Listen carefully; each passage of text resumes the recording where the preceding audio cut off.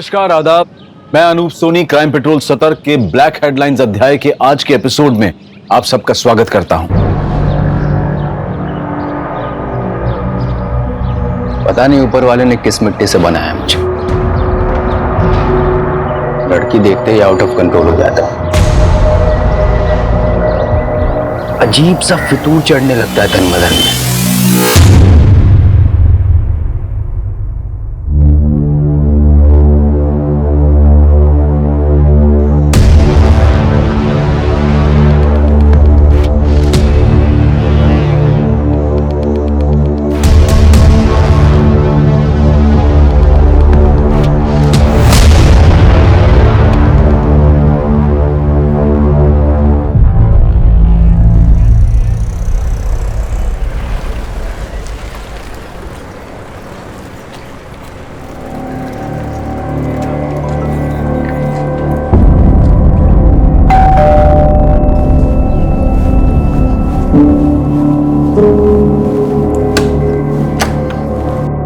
आ गई बेटा।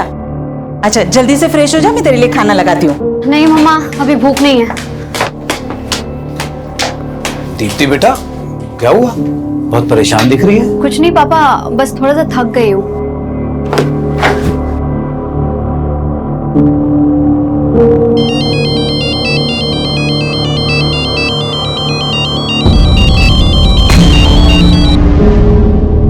हेलो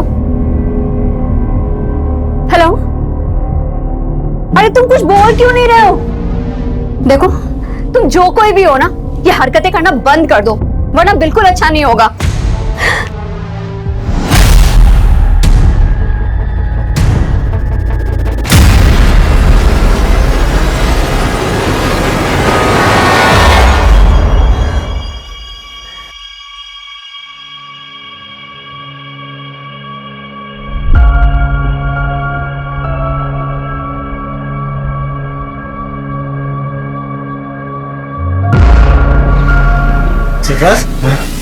यहाँ क्यों खड़े? अरे कुछ नहीं भाईजान, बस देख रहा था हमारी बीवियां कितना काम करती है, कैसे मशरूफ रहती है काम में। और तुम कहाँ मशरूफ थे? दिन भर से दिखाई नहीं दिए। देखा भाईजान, आपकी बहन एक बार मुझे देख ना लेना तो दिन नहीं कटता इनका। क्यों मिस कर रहे थे हमें? कमाल की जोड़ी है तुम दोनों की। एक साथ होते हो ना तो रौनक आ जाती है। अरे कहाँ भाभी जान, दूर के ढोल सुहाने होते हैं, वरना किस्मत तो अरबाज भाई की अच्छी है जो आप उनके गले का हार बनी। हमारी किस्मत में तो कांटे लगे हैं बस। अच्छा, बहुत चुपती हूँ ना मैं, भी बताती हूँ। आयशा ये क्या कर रही हो? बहुत चुपती हूँ ना मैं। रुको रुको, अरे आयशा आयशा ये क्या कर रही तुम? आयशा एक बाहर निकल। बच्चों की तरह। सॉरी भाभी, देखा तेरी मस्ती में भाभी के कपड़े खराब हो गए। तुम्हारे अरे कोई बात नहीं, मैं चेंज करके आती हूँ।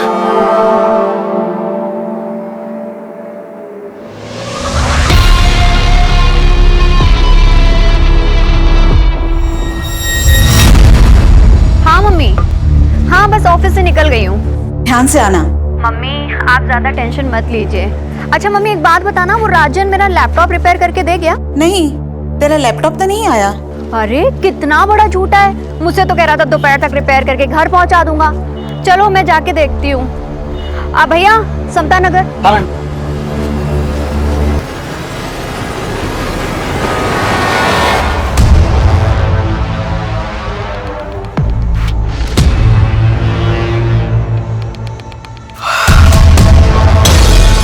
सरफराज, इतनी रात में क्या कर रहा है? कुछ भी नहीं, नींद नहीं आ रही थी तो पुरानी यादें ताजा कर रहा था। पुरानी यादें लैपटॉप में? आयशा ये क्या कर रही हो तुम? मैं शादी की वीडियो देख रहा था यार अपनी। आज तो हमारी शादी की वीडियो देख रहे थे ना, मैं भी देखती हूँ। तुम बिल्कुल ही पीछे पड़ जाती हो। शादी का वीडियो देख रहे थे या किसी की सुहागरात? कुछ भी। हाँ अच्छा, ये सब बोल के मूड बनाया जा रहा है ना, फैमिली प्लानिंग है ना। छोड़ो सरफराज, जब भी तुम्हारे पास आने की कोशिश करता हूँ तुम दूर कर देती हो मुझे। क्यों? मां नहीं बनना है या फिर बोर हो गई हो तुम मुझसे? तुम ना एकदम टू मच हो। चलो जल्दी से स्माइल दो। चलिए फिर।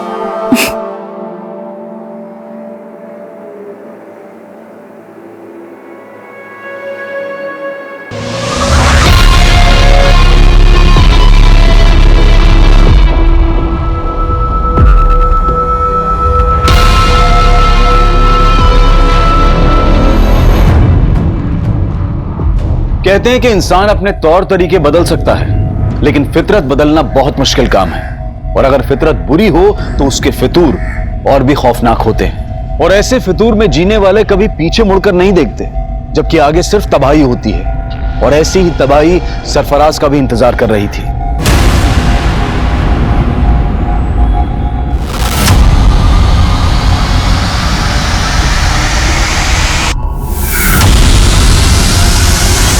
हत्या भले ही सरफराज की हुई थी, लेकिन वो फितूर नहीं मरा था जो इंसानी दिमाग से सोचने समझने की ताकत छीन लेता है। मरने वाला सरफराज भले ही बदनाम था, लेकिन मारने वाला एक अरसे तक गुमनाम था।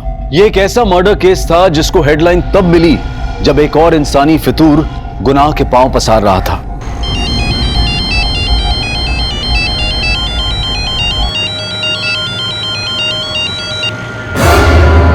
भैया जरा आराम से चलाइए आप।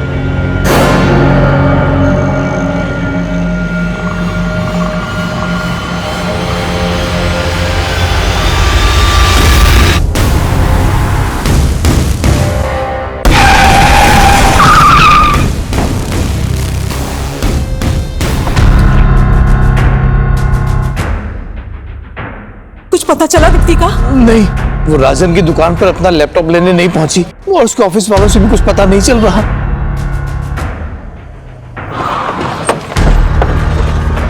सर मैंने ही फोन किया था आपको। यहीं से अगवा करके ले गए सर। मैं उन्हें यहीं समता नगर लेकर जा रहा था, इतने में वहीं से 2 लड़के आए और उठा कर ले गए सर।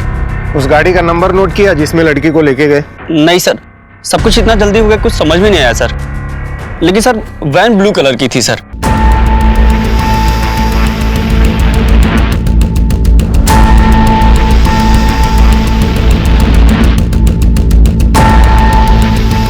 दीप्ति किडनैपिंग केस देखते ही देखते इतना बड़ा बन गया था कि केस तुरंत क्राइम ब्रांच को सौंप दिया गया।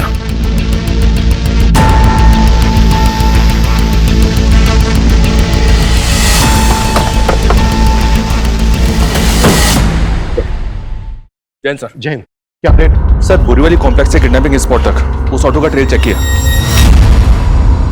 जहां जहां सीसीटीवी मिला वहां उस ऑटो के पीछे वैसे कोई ब्लू वैन नहीं दिखे सर। और जहां किडनैपिंग हुई थी वहां सीसीटीवी नहीं था, इसलिए वैन आगे किस डायरेक्शन में गई इसका ट्रेस भी नहीं मिला। किडनैपिंग हुए 16 घंटे हो गए, पता नहीं सब लड़की किस हाल में होगी। और तुम कह रहे हो कि कुछ भी ट्रेस नहीं हुआ है? वो वैन जरूर किडनैपिंग स्पॉट से जंगल की तरफ गई होगी, उस डायरेक्शन में चेक किया? जी हाँ सर, वहां पूरी रात पेट्रोलिंग हुई है और उस पैच में कहीं सीसीटीवी नहीं सर। और ज्यादातर स्ट्रीट लाइट्स खराब पड़े। मैं मानता हूं क्रिमिनल्स इन बातों का फायदा उठाते हैं, लेकिन हम ये एक्सक्यूज नहीं दे सकते। पता है ना मीडिया में कितना बवाल हो रहा है। सर जिस लड़की की किडनैपिंग हुई थी उसकी पहचान पता चल गई है। कल देर रात एक दीप्ति नाम की लड़की की मिसिंग कंप्लेंट फाइल हुई थी और ये दीप्ति उसी एरिया में रहती है जहां से किडनैपिंग हुई थी। सर मैंने ऑटो वाले को इस लड़की की फोटो दिखाई तो उसने कहा कि वही लड़की है जो उसके ऑटो से किडनैप हुई थी।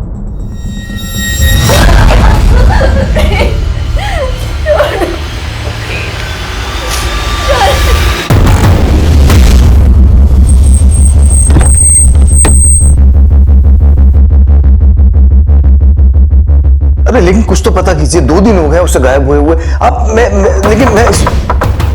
मैं आपको कॉल करता हूँ थोड़ी देर में। क्या दीप्ति किडनैप हुई है? आपको किसी तरह की कोई फिरौती का कॉल आया? नहीं सर। किसी पर शक है आपको? सर एक लड़का दीप्ति को काफी दिनों से परेशान कर रहा था। कौन लड़का? पता नहीं सर, लेकिन काफी टाइम से दीप्ति परेशान लग रही थी। कुछ दिन पहले वो फोन पे किसी के साथ झगड़ा कर रही थी, तभी इस बात का पता चला। देखो तुम जो कोई भी हो ना, ये हरकतें करना बंद कर दो वरना बिल्कुल अच्छा नहीं होगा।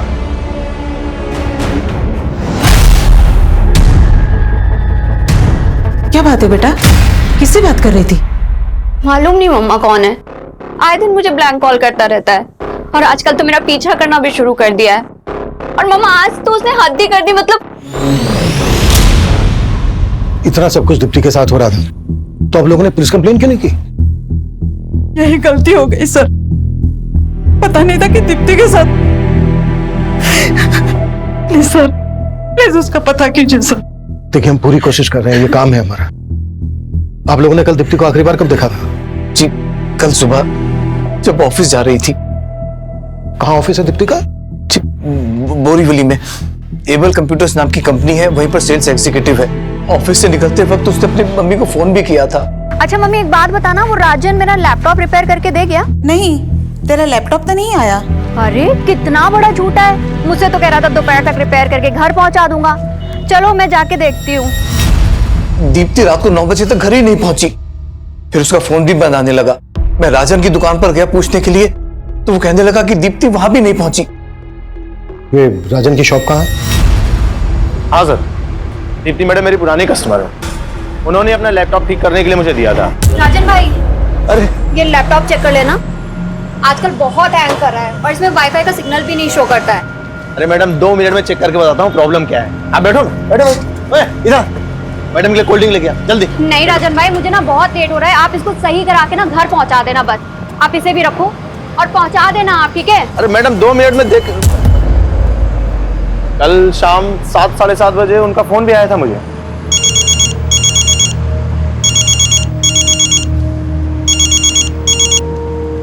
दीप्ति मैडम मैं आपको ही फोन करने वाला था। राजन भाई, लैपटॉप रिपेयर हुआ या नहीं हुआ? हाँ बिल्कुल रिपेयर हो गया है, लेकिन मैं पहुंचा नहीं पाया।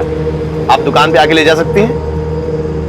चलो ठीक है, फिर मैं ही आकर ले जाती हूँ। लेकिन फिर वो आई नहीं। रात में उनके पापा आए थे, दीप्ति को लेके काफी परेशान थे। दीप्ति की किडनैपिंग तो यहाँ पास में ही हुई थी, तुम्हें इस बारे में कुछ पता नहीं चला? नहीं सर, मुझे तो आज सुबह ही पता चला इस बारे में। दीप्ति ने इसको बताया था कि वो इसकी शॉप पर आ रही है और किडनैप हो गई। इसकी बैकग्राउंड चेक करो और पता करो कि इससे कनेक्टेड किसी आदमी के पास ब्लू कलर की वैन है क्या जिसमें दीप्ति किडनैप हुई।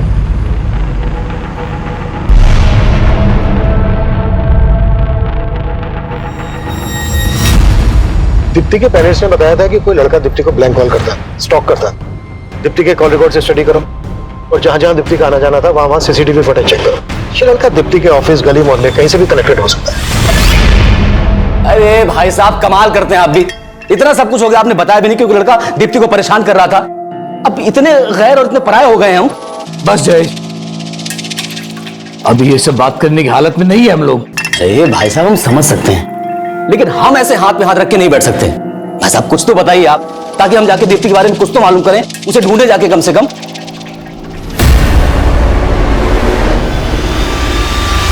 दीप्ति के किडनैपर्स तक पहुंचने के लिए दीप्ति के ऑफिस, घर, मोहल्ले हर जगह पूछताछ की जा रही थी, लेकिन दीप्ति को सही सलामत ढूंढने की पुलिस की कोशिश अब नाकाम हो गई थी।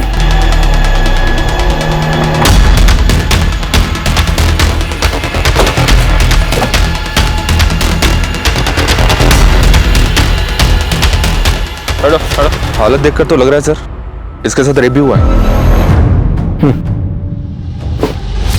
ये जगह किडनैपिंग लोकेशन से 7-8 किलोमीटर दूर है।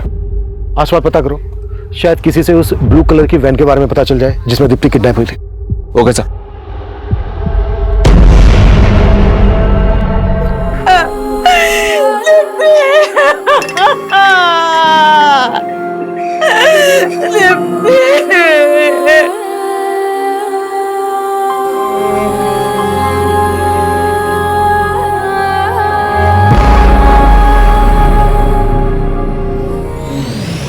इस लड़के को जानते हैं आप लोग? नहीं सर, क्या इसी लड़के ने? संकेत नाम है इसका। इसका नंबर हमें दीप्ति के कॉल रिकॉर्ड्स में है। इनफैक्ट ये अपने 2 अलग-अलग नंबर से दीप्ति को कॉल करता था। सर एक मिनट, मैंने इस लड़के को ही देखा है।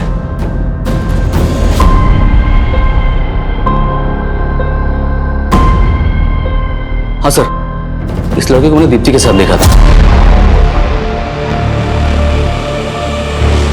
दीप्ति बहुत गुस्से में लग रही थी। जब मैं वहां पहुंचा तो लड़का चला गया वहां से। दीप्ति क्या हुआ? निकलो यहाँ से तुम। कौन था ये? दीप्ति ने तो कुछ नहीं बताया। हो सकता है कि ये वही लड़का हो जो उसको स्टॉक कर रहा था। जब इस लड़के को दीप्ति के साथ देखा था आपने, कब की बात है? काफी समय पहले थे, कहाँ देखा था? दीप्ति के ऑफिस के बाद। सर मैंने कुछ नहीं किया दीप्ति के साथ, वो मेरी अच्छी दोस्त थी इसलिए फोन करता था उसको। वो भी दो नंबर से स्टॉक करता था उसको, पीछा करता था उसका? नहीं सर, मैं उसको स्टॉक क्यों करूंगा सर, वो मेरी बहुत अच्छी दोस्त थी, बल्कि मैं तो उसके साथ शादी भी करना चाहता था। अच्छा, तो बात यहाँ तक पहुंच गई थी? सर मैं झूठ नहीं बोलूंगा, मैं जिस कंपनी में जॉब करता हूँ उनको दीप्ति की कंपनी कंप्यूटर सप्लाई करती है, इस वजह से हमारी फोन पर बातें होती थी। उसके बाद हम दोनों एक दूसरे को पसंद भी करते थे। ये लो। Thank you. यार दीप्ति, तुम इतनी इंटेलिजेंट हो, MBA भी किया हुआ है तुमने, एक कंपनी में क्यों फंसी हो? तुम्हें तो बहुत अच्छे जॉब ऑफर्स मिल सकते हैं। फंसी नहीं हूँ संकेत, मैं ना बस सही मौके का इंतजार कर रही हूँ। सही मौका मिलते ही मैं सीधा अब्रॉड। सच में? और जॉब के अलावा क्या सोचा है तुमने? मतलब? मुझे नहीं पता कि तुम कैसे रिएक्ट करोगी, but I really like you. क्या तुम भी मुझसे? सर पसंद तो वो भी मुझे करती थी, पर सर दीप्ति शादी करने के लिए तैयार ही नहीं थी। संकेत, मैंने तुम्हें कितनी बार बोला है कि मैं शादी के लिए अभी प्रिपेयर नहीं हूँ। यार दीप्ति, तुम सिर्फ अपने बारे में सोच रही हो, क्या तुम मुझसे प्यार नहीं करती? यार बार बार वही सवाल, मैंने बोल दिया, अब मुझे इस टॉपिक पर कोई बात नहीं करनी है संकेत। सर उसके बाद तो उसने मेरा फोन उठाना ही बंद कर दिया, इसलिए मैंने दूसरा नंबर लिया था और उसको कॉल करता था मैं। हेलो, अरे तुम कुछ बोल क्यों नहीं रहे हो? सर एक दो बार उसने फोन उठाया, लेकिन मैं बात करने की हिम्मत जुटा नहीं पाया, और जब बात करने की कोशिश की तो और ज्यादा नाराज हो गई थी। हेलो हेलो दीप्ति, कैसी हो तुम? तुम मुझे इतने दिनों से ब्लैंक कॉल कर रहे हो? नहीं दीप्ति, मैं तो बस तुम्हें। बस करो, तुम्हारी फितरत ना मैं बहुत अच्छी तरीके से जानती हूँ, और अब मुझे दोबारा फोन मत करना। सर मैं तो बस उसको एक बार मिलना चाहता था, लेकिन उसका कोई जवाब ही नहीं आया। और जब तेरी ये समझ में आया कि वो तुझे अवॉइड कर रही है तो ये बात तेरे से बर्दाश्त नहीं हुई, इसलिए तूने दीप्ति को किडनैप किया और उसके बाद उसका रेप किया और मर्डर कर दी। सर क्या बात कर रहे हैं आप? मैं सच बोल रहा हूँ, मैंने उसके साथ कुछ भी नहीं किया, मैं कसम खाता हूँ। जब तुमने उस लड़के को दीप्ति से झगड़ते हुए देखा तब मुझे क्यों नहीं बताया? उस दिन तो बड़ी बड़ी बातें कर रहे थे, अब मुझसे पूछ रहे हो कि लड़का कौन है? अरे भाई साहब, अगर तब बता देते ना तो बड़ी मुसीबत हो जाती। अच्छा ठीक है, आज बता रहे हैं तो क्या आप सुन रहे हैं? क्या कहना क्या चाहते हो तुम? भाई साहब कहना ये चाह रहे हैं कि आप दीप्ति को अच्छी तरह से जानते थे, वो कैसी थी। अगर तब बोलते ना तो कहते कि मेरी लाइफ में ताक झांक कर रहे हो। देख लिया ना आपने, आप लोगों से कितना छुपाती थी वो। खबरदार जो मेरी बेटी के बारे में कुछ बोला तो वो अब नहीं रही है। और नहीं भाभी जी, मेरे कहने का मतलब ऐसा नहीं था। तुम्हारा सब मतलब समझती हूँ मैं। मुझे ये बता कि तुम दीप्ति के ऑफिस के पास क्या करने गए थे? सर दीप्ति की पोस्टमार्टम रिपोर्ट के मुताबिक पहले दीप्ति को ड्रग्स देकर बेहोश किया गया, फिर उसका रेप किया गया। ये तो दीप्ति की लाश देखकर लग ही रहा था। Cause of death suffocation. लेकिन सर किलर यहीं तक नहीं रुका। ये कोई विकृत मानसिकता वाला ही कर सकता है। संकेत ने कुछ बोला? नहीं सर, लेकिन हाँ सर, किलर ने दीप्ति की बॉडी से अपना DNA भी वाइप आउट कर दिया। दीप्ति को 2 लोगों ने किडनैप किया था। अगर संकेत दीप्ति की किडनैपिंग में शामिल है तो उसका कोई दूसरा साथी भी होगा। एक काम करो, संकेत को जाने दो और नजर रखो इस पर, और पता करो कि संकेत से कनेक्टेड किसी भी आदमी के पास ब्लू कलर की वैन है क्या। और सर इसके अलावा राजन के बारे में एक बात पता चली है। राजन पे तकरीबन 1 साल पहले एक लड़की ने मोलेस्टेशन का चार्ज लगाया था। केस स्ट्रॉन्ग नहीं था इसलिए छूट गया। इसे देखकर ही लग रहा था कि आदमी ठीक नहीं है। लेकिन सर फिलहाल इसके बैकग्राउंड में ऐसा कोई नहीं मिला है जिसके पास कोई ब्लू कलर की वैन हो। 1 मिनट। अभिषेक बोलो। सर राजन के बारे में पूछताछ की तो राजन का एक हेल्पर गिरीश सामने आया है, तो उसके पास राजन का एक लैपटॉप भी है। सर ये राजन भाई का लैपटॉप है जिसमें राजन भाई ने वो लड़कियों की गंदी गंदी तस्वीर रखी है साहब।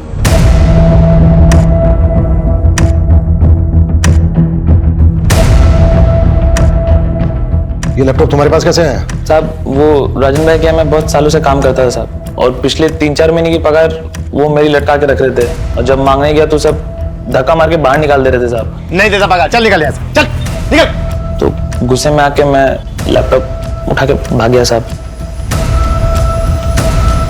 ये लैपटॉप में जो लड़कियां हैं कौन है ये? सर वो मालूम नहीं सर मुझे।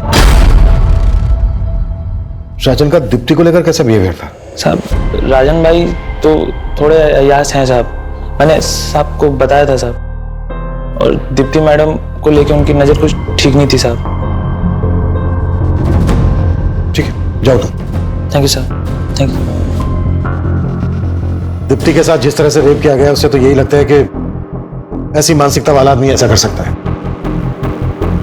चेक करो, हो सकता है इसमें दीप्ति के भी फोटोग्राफ्स हो, और राजन को लेके आओ। सर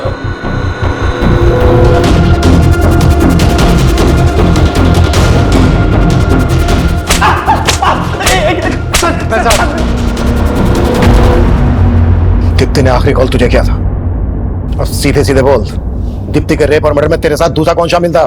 सर मैंने कुछ नहीं किया है, आपको जरूर कोई गलतफहमी हो रही होगी। तेरे लैपटॉप में जो न्यूड पिक्चर्स हैं किन लड़कियों की हैं? मेरे लैपटॉप में? मेरा कौन सा लैपटॉप? अरे वही लैपटॉप जो गिरीश तेरी दुकान से लेके भागा था। हाँ सर, गिरीश मेरी दुकान से लैपटॉप लेकर भागा था, लेकिन सर वो लैपटॉप मेरा नहीं है, वो तो एक लड़का मेरी दुकान पे मुझे बेच के गया था। अच्छा, तो कहानी सोच क्या है? सर मैं सच बोल रहा हूँ, एक दिन एक लड़का उस लैपटॉप को लेकर मेरी दुकान पे आया था और मुझे बेच के गया था।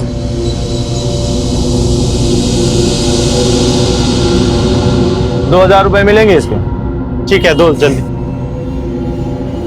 सर वो लैपटॉप बेचना चाहता था, मैंने ₹2000 में खरीद लिया। मैंने सोचा था कि इसको ऊंचे दाम में बेच दूंगा, मुझे नहीं पता था कि उस लैपटॉप में वो सब फोटोज हैं। कौन था वो लड़का? मुझे नहीं पता सर, वो तो मैंने पहली बार अपनी दुकान पे देखा उस लड़के को। सर मैं एक इज्जतदार आदमी हूँ। ओ इज्जतदार आदमी, सब पता क्या है हमने तेरे बारे में? मोलेस्टेशन का चार्ज लगा था तुझ पर। वो तो झूठा आरोप है सर मेरे ऊपर, मैं सच बोल रहा हूँ। ऐसा नहीं उगलेगा ये। उगलवा इस। Stop sir sir sir sir sir एक मिनट सर।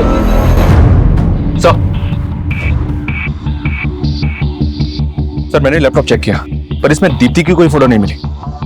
हो सकता है दीप्ति की फोटोग्राफ इसे डिलीट कर दी गई है। इसका डिलीटेड डेटा रिट्रीव करो। Okay sir. और एक बात सर, ये सारी फोटोज मॉफ्ड हैं। मॉफ्ड? जी सर। यानी न्यूड पिक्चर्स के ऊपर दूसरी लड़कियों के फेसेस लगाए गए। Right sir. और एक बात सर, मैं जब लैपटॉप चेक कर रहा था तो मुझे सरफराज नाम का एक फोल्डर मिला सर, जिसमें इस लड़के के कई फोटोज हैं। ये देखिए, लैपटॉप से ज्यादा कुछ तो पता नहीं चला सर, लेकिन जब मैंने लैपटॉप के सीरियल नंबर से इसके बायर का पता किया तो पता चला कि कुरला के रहने वाले सरफराज ने लैपटॉप खरीदा है सर। और ये देखिए सर, लैपटॉप पे भी एस लगा है। हो सकता है सर लैपटॉप खरीदने वाला सरफराज और फोल्डर के अंदर जिसके फोटो है वो सरफराज, ये दोनों एक ही हैं।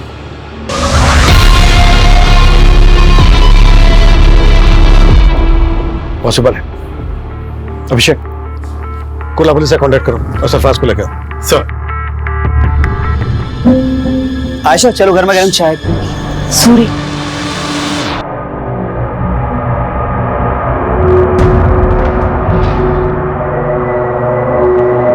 आयशा, मैं बहुत दिनों से तुमसे कुछ बात करना चाह रहा था। किस बारे में?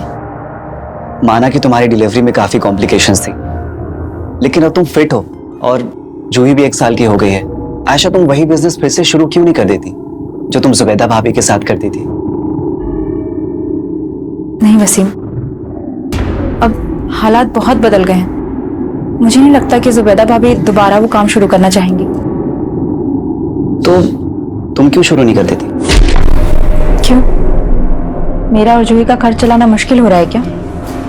आयशा, मैंने तुम्हारी हर मुश्किल को आसान किया है और तुम मेरे लिए मुश्किल नहीं बन सकती। और जूही, उसका नाम नहीं लिया तुमने। क्यों? वो सरफराज का खून है इसलिए?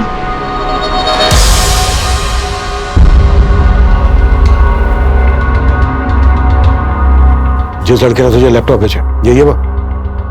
नहीं सर, ये वो नहीं है। स्केच बनवा सकता है उसका?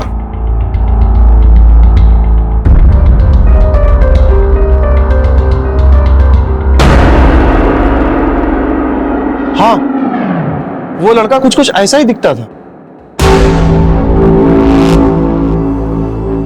₹2000 मिलेंगे इसके? ठीक है, दो। दीप्ति का जहां आना जाना था वहां की मैंने सीसीटीवी फुटेज चेक करने के लिए बोला था। क्या अपडेट है उसका? सर हमने दीप्ति के फोन के लोकेशन के हिसाब से ऐसे कई एरियाज की फुटेज निकलवाई है, लेकिन सर फुटेज काफी ज्यादा है। फुटेज ज्यादा है तो ज्यादा आदमी लगाओ चेक करने के लिए।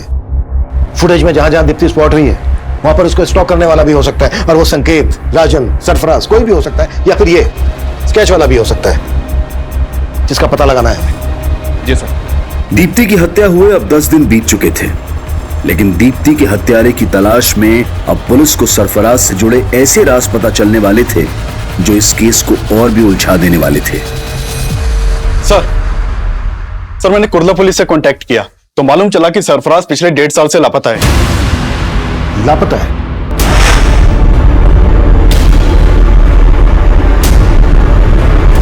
जी सर 1.5 साल पहले सरफराज की मिसिंग कंप्लेंट उसकी बीवी ने दर्ज करवाई थी, लेकिन कुर्ला पुलिस सरफराज के बारे में कुछ पता नहीं लगा पाई और यह केस पिछले 1.5 साल से अनसॉल्व्ड है। 1.5 साल से? ऐसा क्या इस केस में कि पिछले 1.5 साल से सॉल्व नहीं हुआ? सर मैंने ये केस स्टडी किया, इस केस के ऊपर कुछ खास काम नहीं हुआ था। बस इस विलास नाम के आदमी के ऊपर शक जताया गया था क्योंकि इसने सरफराज को आखिरी कॉल किया था, लेकिन सर इसके खिलाफ बाद में कुछ मिला नहीं तो इसे छोड़ना पड़ा। 1.5 साल पहले सरफराज गायब होता है और 1.5 साल के बाद यह लड़का सरफराज का लैपटॉप राजन की दुकान पर भेजता है। दीप्ति राजन को लास्ट कॉल करती है और राजन की दुकान पर जा रही होती है।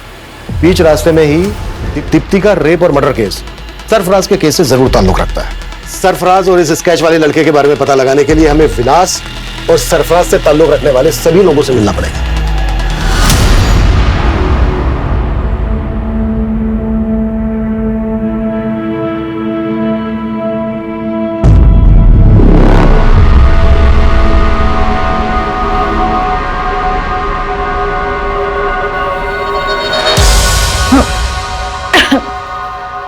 क्या हुआ ऐशा?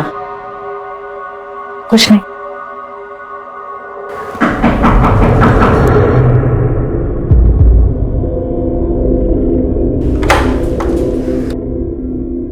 जी आयशा। जी हाँ। मैं inspector Abhimanyu Jindal, crime branch. हमें आपके पति सरफराज के बारे में आपसे कुछ बात करनी है। सरफराज? पूरे 1.5 साल बाद सरफराज के बारे में? पूछिए, क्या पूछना है? हमें आपके पति सरफराज का लैपटॉप मिला है। सरफराज का लैपटॉप? कहाँ? और सरफराज? ढूंढ रहे हैं मुझे। दरअसल सरफराज का लैपटॉप दहीसर में दुकान पर बेचा गया और जिसने बेचा तो ये लड़का है। आप जानती हैं इसको? नहीं। सरफराज के लैपटॉप में हमें कुछ लड़कियों के फोटोग्राफ्स मिले हैं। उनके फेसेस कुछ न्यूड पिक्चर्स के साथ मॉर्फ किए गए। दहीसर के जिस एरिया में सरफराज का लैपटॉप बेचा गया, रिसेंटली उसी एरिया में दीप्ति नाम की लड़की का रेप और मर्डर किया गया। जानती हैं आप दीप्ति को? कभी आपने देखा था सरफराज के साथ इसे? जी नहीं, मैं इस लड़की को नहीं जानती, लेकिन मैं इतना जरूर जानती हूँ कि सरफराज के लैपटॉप में बहुत सारी लड़कियों के फोटोग्राफ्स थे, लेकिन मैंने कभी किसी लड़की के न्यूड फोटोग्राफ्स नहीं देखे।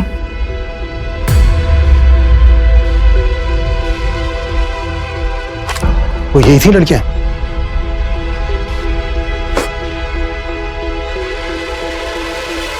नहीं, मैं इनमें से किसी को नहीं जानती, लेकिन हाँ, सरफराज से जरूर जानना चाहती थी कि ये लड़कियां कौन थी। कौन है ये लड़कियां? और इनके फोटोग्राफ्स तुम्हारे लैपटॉप में क्या कर रहे हैं सरफराज? अच्छा, इसीलिए तुम उस दिन अपना लैपटॉप मुझे नहीं दे रहे थे, है ना?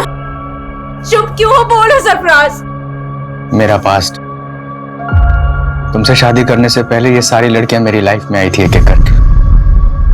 मैं सबसे प्यार करता था। फिर मुझसे शादी क्यों की? क्योंकि मैं इन सबके प्यार में नाकाम हो चुका था। मैं नहीं चाहता कि हमारा रिश्ता नाकाम हो। इतना सब जानते हुए भी मैंने सरफराज को माफ कर दी, लेकिन वो भरोसे के लायक ही नहीं था। एक दिन वही हमें छोड़कर चला गया। लेकिन सरफराज की मिसिंग कंप्लेंट लिखवाते वक्त ये बातें तो आपने बताई नहीं थी। क्योंकि मुझे उम्मीद थी कि एक दिन वो लौट कर जरूर आएगा। मेरे पेट में उसका बच्चा था, लेकिन ना तो उसे मेरी परवाह थी, न ही अपने बच्चे की। अगर वसीम ना होते, ना तो आज मैं जिंदा होती, ना ही मेरी बच्ची। वसीम? आप ही वसीम है? जी सर, मैं वसीम, सरफराज का दोस्त। और अब हम पति पत्नी। हाँ सर, आज से 1.5 साल पहले से मैं सरफराज के कांटेक्ट में था सर। वो एक ब्रोकर था और मुझे एक प्लॉट की तलाश थी सर, और इसलिए मैं उससे मिला था। और ये बात सर मैंने कुर्ला पुलिस को भी बताई थी। लेकिन 1.5 साल बाद अब हमें पता चला है कि इस आदमी ने सरफराज का लैपटॉप दहीसर में बेचा था। क्या उस दौरान कभी इस आदमी को सरफराज के साथ देखा था? नहीं सर, मुझे ध्यान में नहीं है। शायद कभी देखा होगा सरफराज के साथ में। इसका नाम सरफराज है। ये 1.5 साल से लापता है। क्या इसको जानते हैं आप लोग? कभी दीप्ति के साथ देखा इसको?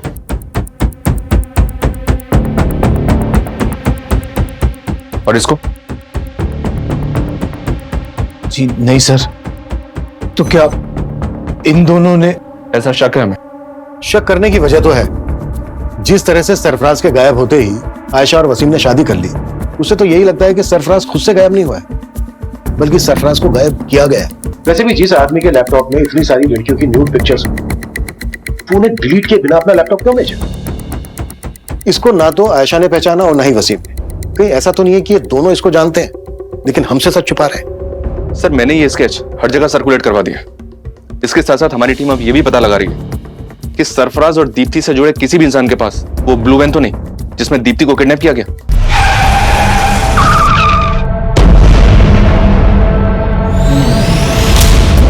सरफराज के लैपटॉप में जितनी भी लड़कियों के फोटोग्राफ्स हैं, हमें उन सबकी पहचान पता करनी होगी। आशा का कहना है कि इन सभी लड़कियों के साथ सरफराज का अफेयर था। अगर ये सच है तो पॉसिबल है दीप्ति भी सरफराज का पास्ट। लैपटॉप का डिलीटेड डेटा रिट्रीव हुआ? फिलहाल तो नहीं सर, जल्दी हो जाएगा।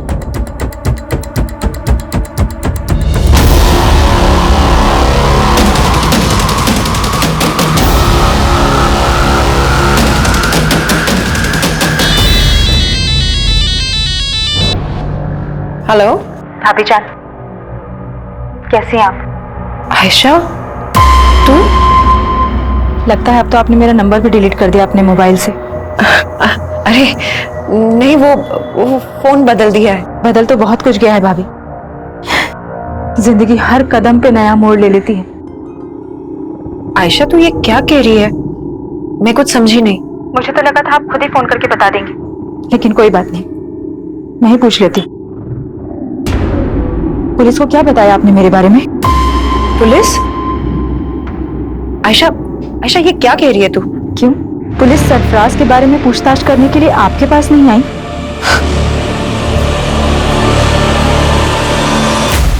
सर, हमने दीप्ति के ऑफिस के बाहर की पिछले 2 महीने की कई सीसीटीवी फुटेज चेक की। उनमें से कई फुटेज में दीप्ति संकेत के साथ दिखाई दे रही है, लेकिन सर फुटेज में संकेत दीप्ति को स्टॉक करता हुआ नहीं दिखाई दे रहा। लेकिन दीप्ति को लगता था कि कोई लड़का उसको स्टॉक करता था, पीछा करता था उसका। बाकी की फुटेज भी चेक करो। जी सर। और एक बात है सर, दीप्ति की हत्या से 2 दिन पहले उसका चाचा उसके ऑफिस के बाहर देखा गया था। मैंने और चेक किया तो पता चला कि दीप्ति का चाचा अक्सर दीप्ति के ऑफिस वाले एरिया में जाया करता था। इसके खिलाफ मिला कुछ? अनमेरिड, जॉबलेस, फ्रस्ट्रेटेड आदमी है सर। शराब की भी लत है। कुछ साल पहले तक दीप्ति के पेरेंट्स के साथ ही रहता था। दीप्ति के फादर इसकी आदतों से परेशान थे, इसलिए इसे अलग कर दिया। जयेश घर में अपना हिस्सा मांग रहा था सर, और दीप्ति घर बेचने के खिलाफ थी। हाँ सर, ये बात सही है कि जयेश चाहता था कि मैं घर बेच दूं और उसे उसका हिस्सा दे दूं। लेकिन दीप्ति ये नहीं चाहती थी कि ये घर में क्या। चाचा, आप किस मुंह से अपना हक मांग रहे हैं? दीप्ति, हम दोनों भाइयों के पीछे मुड़ने की जरूरत नहीं है तुझे। क्यों? क्यों ना बोलूं? आप भूल गए जब आपको बिजनेस करना था आपने 10 लाख रुपए का लोन लिया था और आपका बिजनेस तो ठप हो गया। उसकी किस्तें किसने चुकाई? मैंने और पापा ने। तू हद से ज्यादा नहीं बोल रही है? हा? क्यों? आप भी हद में कहाँ रहते हैं? काम आपको आता नहीं है और नशा आपसे छूटता नहीं है। अपने हद में रह जयेश, वो जो बोल रही है वो सही बोल रही है। तो आपको कभी लगा नहीं कि जयेश ऐसा कुछ? सर, माना कि जयेश से हमारी बनती नहीं है, लेकिन वो ऐसा नहीं कर सकता। ये ऐसा समझ सकते हैं सर, लेकिन मुझे किसी पे भरोसा नहीं। मेरी बेटी को किसी दुश्मन से कम नहीं समझता था वो। साहब, मुझे मालूम था भाभी जी मुझे बख्शेंगे नहीं, लेकिन मैं इतना गया गुजरा नहीं हूं कि अपनी भतीजी के साथ ये सब। तो फिर उसके ऑफिस के पास क्यों मंडराता था? दीप्ति की हत्या से 2 दिन पहले भी तू वहां देखा गया, क्यों गया था? मैं तो बस उससे मिलके बताना चाह रहा था कि मुझे मेरा हिस्सा मिल जाए और रास्ते में ना आए। काम नहीं है साहब, पैसा नहीं है। काम नहीं है, पैसा नहीं, लेकिन तेरा दोस्त उमेश तो तुझे पैसे दे रहा था ना, कर्जा दे रहा था ना तुझे, और रोज पे रोज तुझे दारू भी पिला रहा था। कहीं ऐसा तो नहीं है कि उसको खुश करने के लिए तूने? नहीं साहब, पैसा कुछ नहीं है साहब, मैं सच कह रहा हूँ। जो भी है वो तो तेरा दोस्त गल देगा, और तू भी।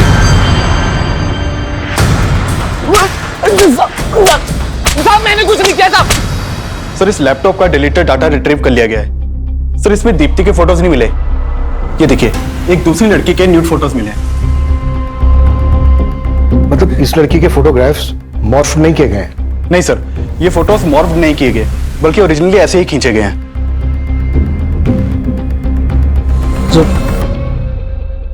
जुबैदा, क्या सोच रही? आपने हमेशा अपनी बहन के बारे में सोचा, कभी उसकी जिंदगी दागदार नहीं होने दी, लेकिन मुझ पर लगा ये दाग मुझे हमेशा परेशान करता रहेगा।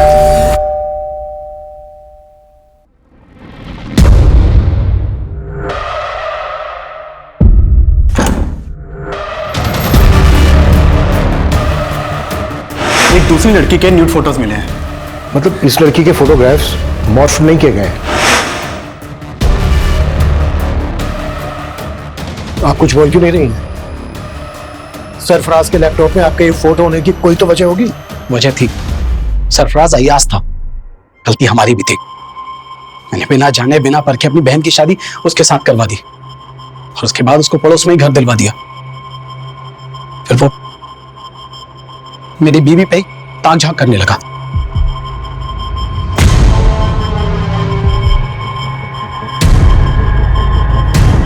मुझे कभी भी उसकी नीयत पर शक नहीं हुआ। मैं और आयशा तो मिलकर एक साथ अच्छे से काम कर रहे थे, काम बढ़ भी रहा था, लेकिन फिर अचानक मुझे माइग्रेन का प्रॉब्लम हो गया। आयशा, मैं नहीं चाहता कि इस काम से जुबैदा को और ज्यादा तकलीफ हो। डॉक्टर ने 2 महीने का हैवी कोर्स दिया है। देखो, इस दवा को खाने से इसको ज्यादा नींद आएगी। तुम बात को समझो। ऐसा करो कि कुछ दिन के लिए काम बंद कर दो। मेरी तबीयत की वजह से हमें कुछ टाइम के लिए हमारा काम बंद करना पड़ा, और एक दिन मैं दवा लेके बस आराम कर रही थी तो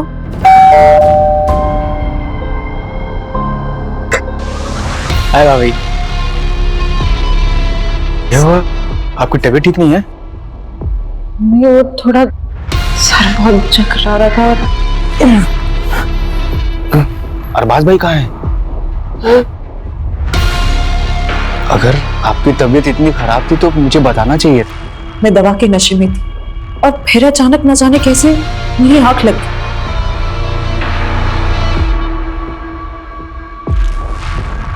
और फिर उसने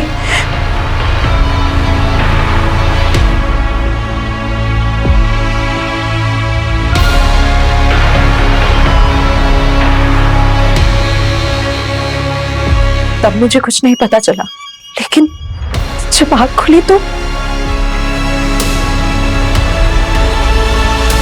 फिर अरबाज घर वापस आए तो मैंने उन्हें सब कुछ बता दी। मैं तो उसी वक्त पुलिस के पास जाना चाहती थी, लेकिन इन्होंने मना कर दिया। उसके बाद हम यहाँ मेरे मायके चले आए, लेकिन सरफराज ने उसके बाद मुझे ब्लैकमेल करना शुरू कर दिया। सरफराज, तुम ये सही नहीं कर रहे हो। मैं आयशा को सब कुछ बता दूंगी। तो बता दो, डरता नहीं हूं मैं। सरफराज, सरफराज, क्यों तू मेरी बहन और मेरी बीवी की जिंदगी बर्बाद कर रहा है? ठीक है, आप जैसा बोल रहे हो मैं वैसा ही करूंगा। बस एक रात के लिए जुबैदा को मेरे साथ छोड़ दो। चिल्ला मत। अगर मेरी बात नहीं मानी तो जुबैदा की फोटो इंटरनेट पे अपलोड कर दूंगा। सर, उसने नाक में दम कर दिया था, इसीलिए तुमने उसे अपने रास्ते से हटा दिया? नहीं, इसकी मदद से? नहीं सर, हम इसे नहीं जानते सर। जुबैदा और अरबाज सस्पेक्ट नजर आ रहे थे, लेकिन सरफराज के साथ क्या हुआ होगा इसको लेकर पुलिस नतीजे तक नहीं पहुंच पा रही थी और उन्हें उस आदमी की तलाश थी जिसने सरफराज का लैपटॉप राजन को बेचा था। वहीं जुबैदा के अलावा सरफराज के लैपटॉप में कई लड़कियों के आपत्तिजनक फोटो थे और पुलिस एक एक करके हर लड़की को आइडेंटिफाई कर रही थी, लेकिन उनमें से ज्यादातर लड़कियों का कहना था कि वो सरफराज को ठीक से जानती तक नहीं थी। पुलिस के मन में बार बार ये सवाल उठ रहा था कि 1.5 साल पुराना वो केस।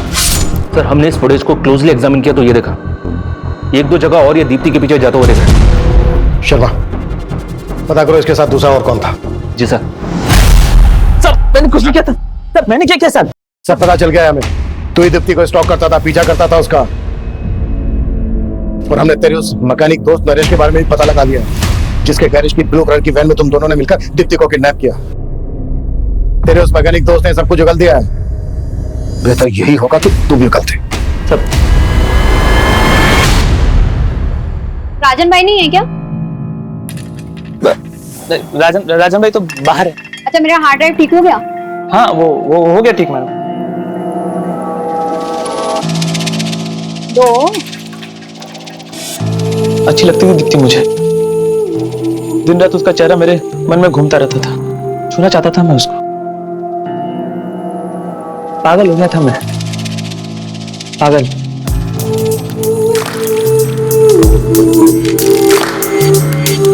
प्यार करता था मैं उससे। अगर मैं उसको ये बात बोलता तो कभी नहीं मानती। मेरे को मालूम था उस दिन वो राजन भाई की दुकान पे आने वाली।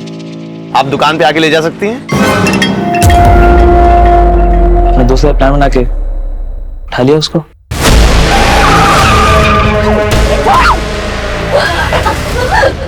जाने दो मुझे। नहीं, डरो मत, डरो मत। दीप्ति, मैं हूं। प्यार करता हूँ दीप्ति तुमसे। शादी कर लो मुझसे। मरते तब तक तू उसका रेप करता रहा और मरने के बाद भी बोलता है प्यार करता था। कुत्ता साले, और इतना कुत्तों की इसकी चीखें पुलिस स्टेशन के 1 किलोमीटर दूर तक सुनाई देनी चाहिए। दीप्ति एक ऐसे गुनाह का शिकार हुई थी जिसको लेकर हम आए दिन आक्रोश से भर उठते हैं, पर कुछ कहते नहीं, कुछ करते नहीं।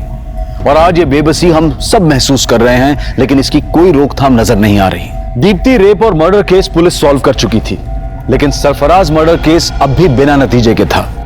पुलिस अब भी सरफराज को मिसिंग मानकर ढूंढ रही थी, जो कि जुबैदा और कई और लड़कियों का गुनहगार नजर आ रहा था। सर, ये स्केच इस शाद नाम के लड़के का है। ये साइन में एक फैक्ट्री में काम करता है और सर 1 महीने से गायब। और सर ये भी पता चला है कि ये शाद इस विलास के टच में भी था। जब 1.5 साल पहले सरफराज गायब हुआ था तो उसे आखिरी कॉल इसी ने किया था।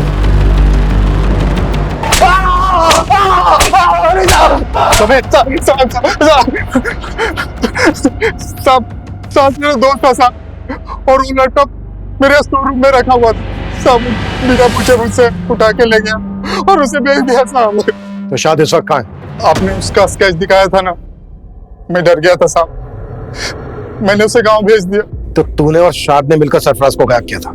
नहीं साहब, शाद ने कुछ नहीं किया साहब। तो फिर कौन मिला हुआ था तेरे साथ? कहाँ है सरफराज? क्या किया उसके साथ?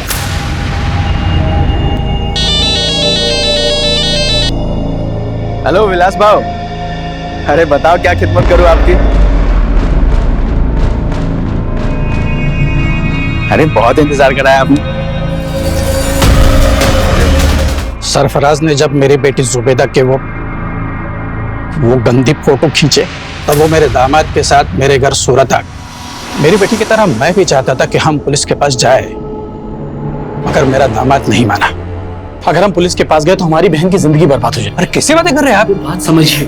अब अगर पुलिस के सामने अगर ये बात आई तो हमारी बड़ी बदनामी होगी। अभी पुलिस नहीं। मैं फिर भी खून के घूंट पी के रह गया, लेकिन जब उसने मेरी बेटी की फोटो इंटरनेट पे डालने की धमकी देनी शुरू की, तब मैं खुद गया उसे समझाने, उसकी मिन्नतें करने। खुदा से डर बेटा, वो फोटो डिलीट कर दे। अपनी बेटी दे दे, सिर्फ 1 रात के लिए। आज तू ये सही नहीं कर रहा है, समझा? चले, क्या जो करना कर ले। विलास को तो मैं काफी दिनों से जानता था। बहुत सारा कर्जा लेकर रखा था उसने मुझसे। और तुमने उसको बोला कि अगर वो तुम्हारा साथ देगा तो तुम उसका सारा कर्जा माफ कर दोगे। मैंने जो भी किया अपनी बेटी के आबरू बचाने के लिए किया, और मुझे उसका जरा भी अफसोस नहीं है। जुबैदा के पिता यूसुफ ने कहा कि उसे अपने किए का कोई पछतावा नहीं है। और हमारे समाज और हमारे आसपास शायद ऐसे कई लोग होंगे जो शायद ये सोचते होंगे कि सिर्फ सरफराज ही क्यों, अगर दीप्ति के गुनहगार गिरीश का भी सरफराज जैसा ही अंजाम होता तो शायद गलत नहीं होता। हाल ही में हमारे देश में ऐसा बहुत कुछ हुआ जहां महिलाओं के साथ गलत करने वालों को सूली या गोली, किसी भी तरह से इंसाफ दिलाने की मांग उठ रही थी। लेकिन इंसाफ के मामलों में जज्बात और फितूर से नहीं, बल्कि कानूनी प्रक्रिया से ही फैसलों तक पहुंचना चाहिए। अगर जुबैदा का पति अरबाज पहले से ही पुलिस की मदद लेने का फैसला कर लेता तो जुबैदा के पिता की बेबसी का फितूर उन्हें आज कटघरे में लाकर खड़ा नहीं करता।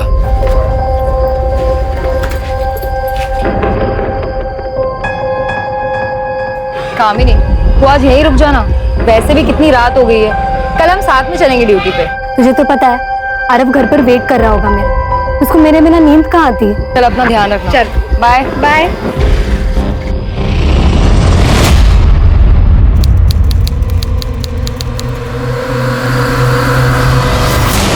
मैं पुलिस वाली हूँ, अगर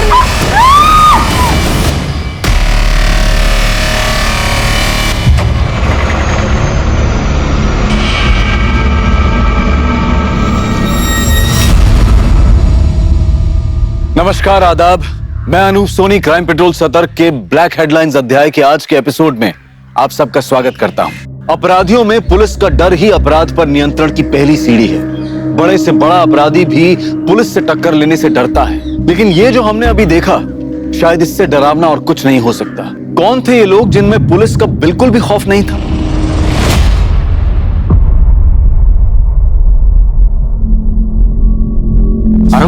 इकड़े बस, मैं आई को देख के आता हूँ। बाबा आई ड्यूटी पर ही है ना? अब पता नहीं बेटा, मैं पूछ के आता हूँ। ओ काले, जरा भागा मुलगड़े। अरे सर प्रमोद, तेरी तो नाइट ड्यूटी है, सुबह क्यों आ गया? साहब मैं ड्यूटी के लिए नहीं आया, मैं कामिनी को देखने के लिए आया हूँ। वो रात को इलेक्शन ड्यूटी के लिए गई थी, लेकिन अब तक घर लौटी नहीं है। अब तक नहीं है? रिका में सर, कल जो इलेक्शन ड्यूटी पे टीम गई थी वो वापस आ गई? सर एक मिनट चेक करता हूँ। सर हमारे पुलिस स्टेशन से 5 लोगों की ड्यूटी लगी थी, उनमें से आज 3 लोगों की नाइट ड्यूटी है और 2 की डे की। सर उनमें से चेतना सिरके ने रिपोर्ट की है, मगर कामिनी सकपड़ ने अभी तक रिपोर्ट नहीं की। सर रिपोर्ट तो तब करेगी जब वापस आएगी, वो वापस आई नहीं। ये चेतना कहाँ है? सर हम सभी इलेक्शन ड्यूटी के बाद वापस आ गए थे और तीनों कांस्टेबल बस से निकल गए थे और मैं और कामिनी उसकी स्कूटी से आ गए थे। उसने मुझे मेरे घर के पास ड्रॉप किया और वो निकल गई। तो जब कामिनी ने तुम्हें ड्रॉप किया तो कोई बात हुई थी? उसने कुछ बताया था कि वो कहाँ जा रही है? हाँ सर। अरब घर पर वेट कर रहा होगा मेरा, उसको मेरे बिना नींद कहाँ आती? चल अपना ध्यान रखना। चल बाय बाय। पर साहब कामिनी तो घर आई ही नहीं। तुमने उसको फोन किया? साहब किया था फोन, लेकिन उसने उठाया ही नहीं। मैके गई होगी, वहां फोन करके देखो। नहीं साहब, उसका मायका दूसरे गांव में, यहाँ से बहुत दूर। अपने घर पे आने के बजाय वो वहाँ क्यों जाएगी ना? लेकिन फिर भी मैंने उसके माँ बाप को फोन किया था, वो वहां पर भी नहीं है। गायकवाड़ एक काम करो, कामिनी ने चेतना को जहां ड्रॉप किया वहां से लेकर कामिनी के घर तक के रास्ते पे सर्च करो, पता करो किसी ने उसे देखा क्या। यूं अचानक इस तरह खुलेआम एक लेडी कांस्टेबल का गायब हो जाना एक गंभीर विषय था। कामिनी कहां थी, उसके साथ क्या हुआ था, इस बात की किसी को कोई जानकारी नहीं थी। क्या ये एक रैंडम क्राइम था या ये एक साजिश थी या फिर कोई दुश्मनी? साहब गाड़ी रोको, गाड़ी रोको, गाड़ी रोको। क्या हुआ? साहब वो कामिनी की स्कूटर पार्क है। ये कामिनी की है? हाँ साहब, ये कामिनी की स्कूटर है। इसकी डुप्लीकेट चाबी है तुम्हारे पास? डुप्लीकेट चाबी? क्या घरच्या चाव्यांबरोबर असते? बघतो। हाँ है साहेब। स्कूटर खराब हो गई, इसीलिए कामिनी ने इसे यहाँ छोड़ दिया। लेकिन फिर वो कहाँ गई? एक काम करो, अंदर पता करो किसी ने कुछ देखा है क्या? हाँ सर।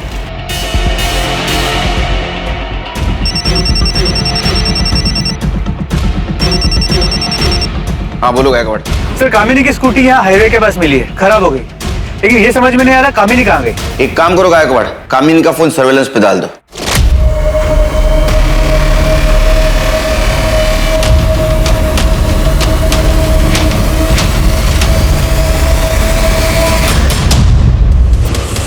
सर इससे कुछ बोला ही नहीं, आके सीधा मारना शुरू कर दिया। सर इतनी बुरी तरीके से बाल खींचकर मारा है इसने। सर ऐसे कोई टीचर को मारता है क्या? ये टीचर नहीं, जल्लाद है जल्लाद। इतने छोटे बच्चे को कोई बुरी तरह से मारता है क्या? आपको विश्वास नहीं है ना? ये देखिए देखिए मेरे बेटे। सर मुझे इस औरत के खिलाफ कंप्लेंट लिखवानी है। अरे तू क्या मेरी कंप्लेंट लिखवाएगी? मैं इसकी कंप्लेंट पहले लिखवाऊंगी सर, क्योंकि इसने मेरे बच्चे को पहले मारा है, फिर मैंने इसे मारा है। नहीं साहब, हमें कोई कंप्लेंट नहीं लिखवानी। अरे ऐसे कैसे हम कंप्लेंट नहीं लिखवाएंगे? जया तुम शांत हो जाओ, शांत हो जाओ तुम। देखो ये हमारे बच्चे की गुरु है और गुरु का दर्जा भगवान के समान होता है। इन्होंने अगर प्रीतम को मारा भी है तो जरूर उसके भले के लिए मारा होगा। मैडम मैं आप लोगों से अपनी बीवी की तरफ से हाथ जोड़ के माफी मांगता हूँ। आज के बाद दोबारा ऐसा कभी नहीं होगा। चलो चलो जया, आ जाओ। प्रीतम आ जाओ। चल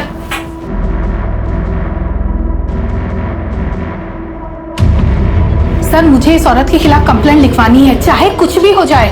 सोच लो, बच्चे को मारना ज्यादा बड़ा जुर्म है। ऐसा ना हो कि ये कंप्लेंट तुम पे उल्टे पड़ जाए। दोबारा ऐसे मत करना। अरे ठीक है, बिस्किट खा। बाबा आई कहाँ है? अब तक आई क्यों नहीं? आ जाएगी बेटा, तू बिस्किट तो खा ले। नहीं बाबा, जब तक आई नहीं आएगी तब तक मैं नहीं खाऊंगा और आई के हाथ से ही खाऊंगा।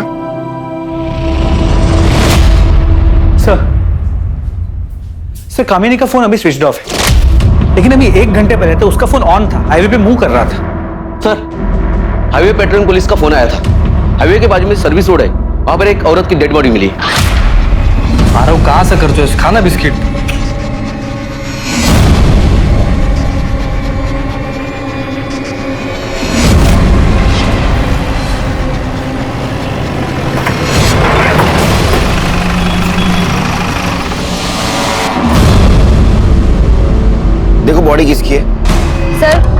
बॉडी कामिनी की नहीं है। बड़े अच्छी तरह से चेक करो, देखो कुछ मिलता है क्या। देखो गायकवाड़, किसी धारदार चीज से गला काटा गया है और बॉडी पे चोट के निशान भी है सर। सर लगता है इसका बलात्कार हुआ है। कुछ आइडेंटिटी प्रूफ मिला? कुछ भी नहीं। बॉडी को कैसे पहचानेंगे? पोस्टमार्टम के लिए भेज दो गाड़ी। Yes sir. सर ये देखिए, टायर के मार्क्स है किसी बड़ी गाड़ी के। रिका में सर फॉरेंसिक टीम को बोला और ये टायर का इंप्रेशन लेने को बोलो। चेतना, यस सर। बॉडी का फोटो सर्कुलेट कर दो आसपास के पुलिस स्टेशन में। Yes sir. पता करो इसकी मिसिंग कंप्लेंट। ठीक है? Okay sir. मुझे लगता है ये लड़की हाईवे पे अकेली थी और उसके अकेलेपन का किसी ने फायदा उठाया।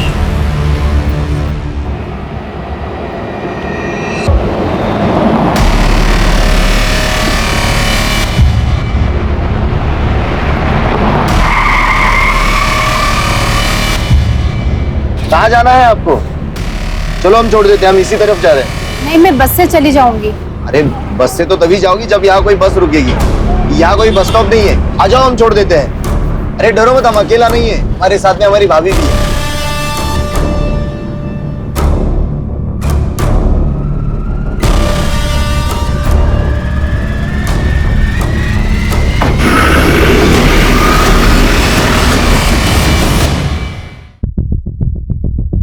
आ रहा हो बेटा, चलो हम घर चलते हैं। बाबा आई कहाँ है? यहाँ नहीं है तो कहाँ है आई? बेटा आई ड्यूटी पे गई है, जैसे ही ड्यूटी खत्म हो जाएगी वो घर पे आ जाएगी। चलो हम घर चलते हैं। सर ये तो गायकवाड़, जब तक कामिनी का पता नहीं चलता तब तक प्रमोद को नाइट ड्यूटी से हटाओ और डे ड्यूटी दे दो।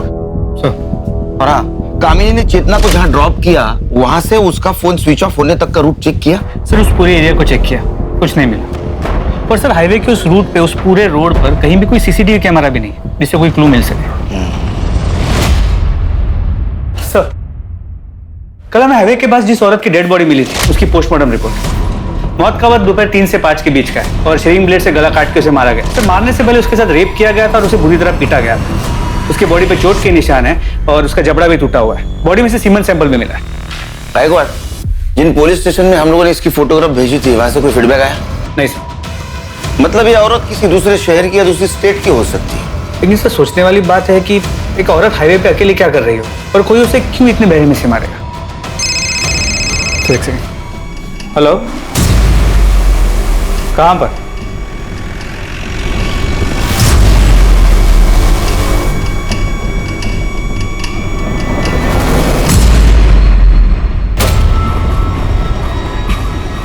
अरे प्रमोद, घबराओ मत, कामिनी नहीं है। सर क्या लगता है? Same type of murder. Body को साड़ी से ढका गया है, बॉडी नेकेड है, बदन पे चोट के निशान है। मर्डर और बलात्कार का मामला है। जरा उठो। धारदार रेजर ब्लेड से गला काटा गया है और आइडेंटिटी प्रूफ कुछ भी नहीं, ना पर्स ना मोबाइल, कुछ भी नहीं। तो इधर ये देखो, डबल टायर के निशान। हाँ सर, टायर के निशान तो वैसे ही। मतलब ये दोनों मर्डर किसी ट्रक या टेम्पो ड्राइवर ने किए। 2 अनजान औरतों की लाश पुलिस को मिल चुकी थी। शरीर पर कोई कपड़ा नहीं, दोनों के साथ बलात्कार फिर मर्डर, और वो भी एक ही तरीके से। दोनों क्राइम सीन्स पर अगर कातिल का कोई सुराग था तो वो था टायर का वो निशान जिसे पुलिस ने अपनी इन्वेस्टिगेशन का पहला सिरा बनाया। लेकिन कामिनी का अब तक कुछ पता नहीं चला था। मीडिया को भी इन केसेस की जानकारी लग चुकी थी और ये खबर टीवी चैनल्स पर दिन रात चल रही थी। मीडिया पुलिस से जवाब मांग रही थी और पुलिस के पास सिर्फ एक प्राइम सस्पेक्ट था, वो अनजान ट्रक ड्राइवर।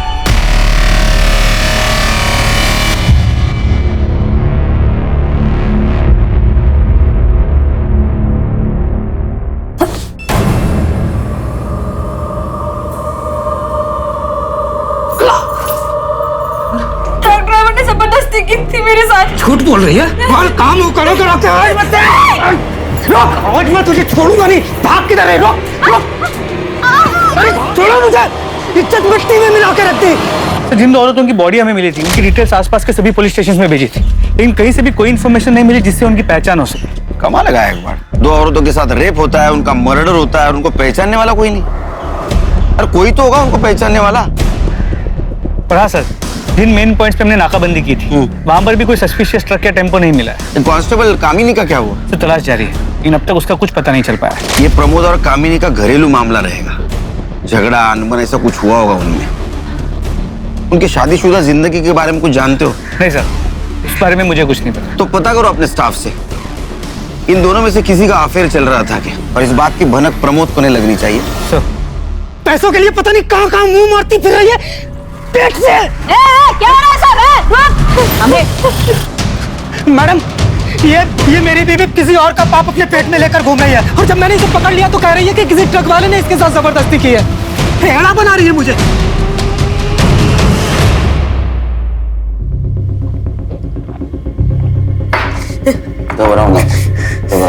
बताओ क्या हुआ था तुम्हारे साथ? कब हुआ था? मैं 3 महीने पहले रोड पे बस का इंतजार कर रही थी। भैया वो मुझे थोड़ा आगे तक छोड़ देंगे? लोगों ने मेरा बहुत दूर तक पीछा किया, लेकिन मैं कैसे भी करके जान बचा के भाग गई। तुम्हारे पति का कहना है कि तुम उससे झूठ बोलती हो। अक्सर तुम 4-5 दिन घर से गायब रहती हो, ऐसा क्यों? साहब, मैं घर काम करके अपना गुजारा करती हूँ। सेठ लोग कभी कभी अपने बच्चे या फिर बूढ़े माँ बाप को छोड़कर बाहर जाते हैं और मुझे देखभाल करने के लिए कहते हैं। उसका अलग से पैसा भी देते हैं मेरे को। मैं अकेले कमाने वाली घर में, तो जहाँ से 2 पैसे मिलते हैं मैं वहाँ पे काम कर लेती हूँ। साहब, वो टेम्पो ट्रक के डिटेल्स बता सकते हो? उसका कलर कैसा था, डिजाइन, उसका नंबर याद है?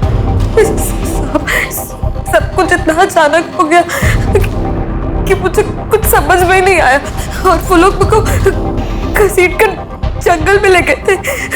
वहां से ट्रक नहीं दिख रहा था। उन दोनों का हुलिया याद है? हाँ साहब, याद है। स्केच बनवाने में मदद करोगी? हाँ। इसका कहना है कि 3 महीने पहले इसके साथ रेप हुआ था। मतलब 3 महीने से चल रहा है। सर, 3 महीने पहले तक ये लोग औरतों को सिर्फ रेप के लिए टारगेट कर रहे थे, अब मर्डर करने लगे। शायद इन्हें ये गलत फहमी हो गई है कि ये लोग कभी पकड़े नहीं जाएंगे। वो इसलिए कि उनके खिलाफ अभी तक कोई कंप्लेंट लिखवाने नहीं आया। सर, अक्सर बलात्कार की शिकार औरतें घर वालों के प्रेशर और सोसाइटी में बदनामी के डर से चुप रह जाती है, लेकिन अब ये लोग मर्डर्स करने लगे, बॉडीज मिलने लगी और ये मामला सामने आ गया। बैकवर्ड कोई भी हो, बचना नहीं चाहिए। जैसे केस कंप्लीट हो जाए, सारे पुलिस स्टेशन, आरटीओ ऑफिस और टोलने का भी सर्कुलेट कर दो। सर, अच्छा, ये प्रमोद और कामिनी के मैरिज लाइफ के बारे में कुछ पता चला? सर, अंदर बात करें।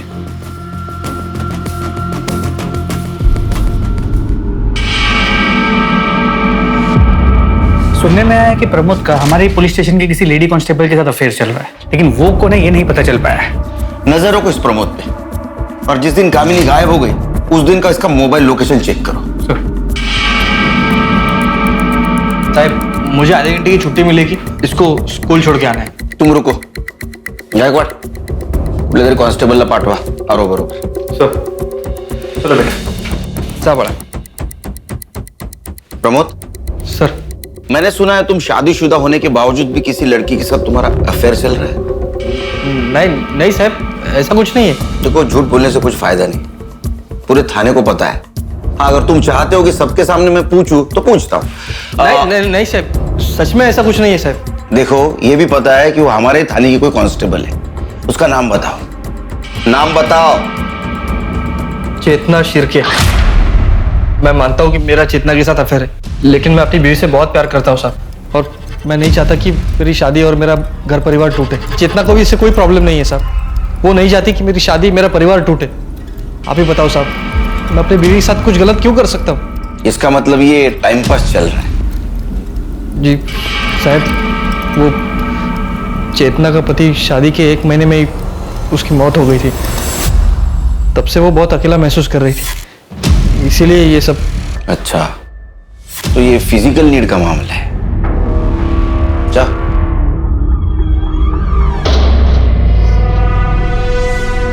सर, क्या आपको शक है कि चेतना और प्रमोद ने मिलकर कामिनी के साथ कुछ किया हो सकता है। ये भी हो सकता है कि प्रमोद को सबक सिखाने के लिए कामिनी खुद गायब हो गई हो। ये भी हो सकता है कि उस ट्रक ड्राइवर की वो शिकार बनी हो। उसकी स्कूटी हाईवे पे बंद पड़ी, उसका फायदा ट्रक ड्राइवर ने उठाया, उसके साथ रेप किया, उसको मार दिया और उसकी बॉडी ऐसे जगह ठिकाने पहुंचाई जहां हम अभी तक नहीं पहुंच पाए, और उसका मोबाइल स्विच ऑफ करके हाईवे पे फेंक दिया, हमें गुमराह कर दिया। साहब कामिनी का पता चल गया। वो बाजू वाले गांव में एक औरत मिली है पुलिस यूनिफॉर्म में। सरपंच को बोल दिया है कि हमारे पहुंचने तक उस औरत को वहां से जानना। गायकवाड़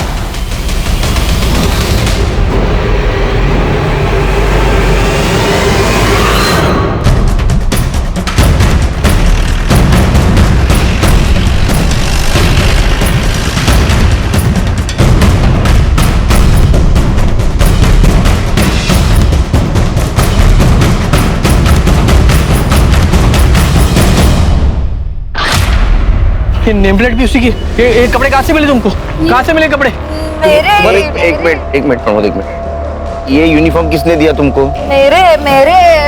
ये देखो, इसको देखा है तुमने? इसके कपड़े ये, इसको कहीं देखा क्या? इससे लिए तुमने कपड़े? सर यहाँ वर्दी पे खून लगा है। चेतना, चेतना। ये सर। हाँ ध्यान है। इनको दूसरे कपड़ों का इंतजाम करो और ये कपड़े फॉरेंसिक के लिए भेज दो। Yes sir. चलिए। चल आओ। हाँ दूसरे कपड़े मिलेंगे आपको। कुछ समझ में नहीं आ रहा कहाँ गई कामिनी।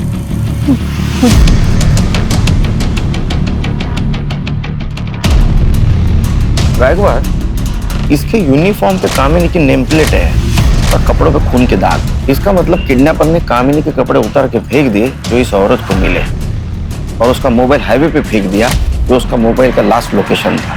मतलब कामिनी के पास कपड़े नहीं है जैसे बाकी औरतों के पास नहीं थे। इसका मतलब कामिनी भी उस ट्रक ड्राइवर की शिकार बनी है। और नम्रता के बयान और स्केच के मुताबिक आदमी एक ने दो है जो एक के बाद एक ऐसे घिनौने जुर्म को अंजाम दे रहे हैं। The police is investigating the case. My paintings have been sold like hot cakes. मैं जितना उसको मुंह नहीं लगना चाहती वो मेरे मुंह नहीं लगती है। मेरे को नहीं बात करने का उससे। क्या काय झाला? क्यों इतना गुस्से में हो?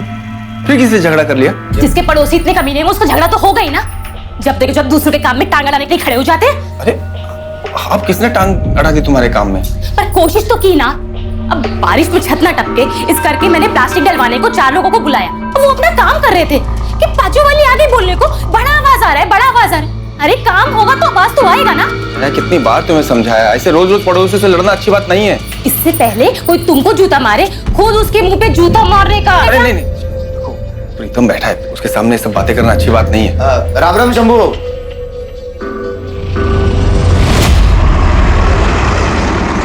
सर, जिन 2 औरतों की बॉडी हमें मिली थी उनकी पहचान अब तक नहीं हो पाई है।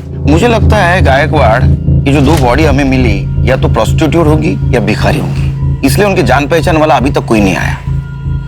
देखो, पहली बॉडी हमें मिली हाईवे के राइट साइड के सर्विस रोड पे और दूसरी बॉडी मिली लेफ्ट साइड। मतलब पहले मर्डर के वक्त ट्रक मुंबई से नासिक जा रहा था थाने होकर, और दूसरे मर्डर के वक्त ट्रक या टेम्पो नासिक से मुंबई जा रहा था थाने होकर। सर, हमने उस रोड के सभी टोल नाके के सीसीटीवी फुटेजेस को भी चेक किया, लेकिन सर उन टोल नाकों से रोज सैकड़ों ट्रक्स और टेम्पोस निकलते हैं। उनमें से उस एक ट्रक को हम कैसे ढूंढे? पोस्टमार्टम के हिसाब से पहले इन दोनों औरतों पर रेप किया गया, बाद में रेजर ब्लेड से इनका गला काट कर इनको मारा गया। सिर्फ इनमें से बची तीसरी नम्रता नाम की औरत, और मुझे इसमें गड़बड़ लग रही है। एक काम करते, इस नम्रता को क्राइम स्पॉट पे लेके जाते। तो तुम यहाँ बस का इंतजार कर रही थी? हाँ साहब। लेकिन यहाँ तो कोई बस स्टॉप है नहीं। बस वाले को हाथ दिखाओ ना तो वो बस रोक देता है। तो तुमने टेम्पो का हाथ दिखाया? हाँ साहब, वो बहुत देर तक ना कोई बस नहीं आई, तो मैंने सोचा कि टेम्पो वाले को आगे तक छोड़ने के लिए बोल दूं। फिर क्या हुआ? फिर साहब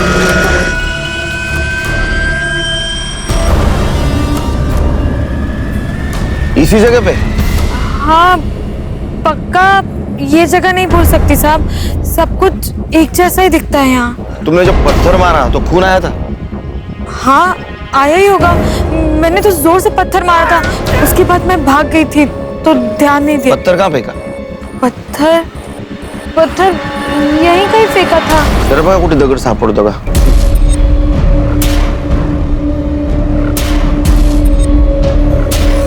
लेकिन सर ये तो श्योर ही नहीं कि ये वो जगह है भी या नहीं।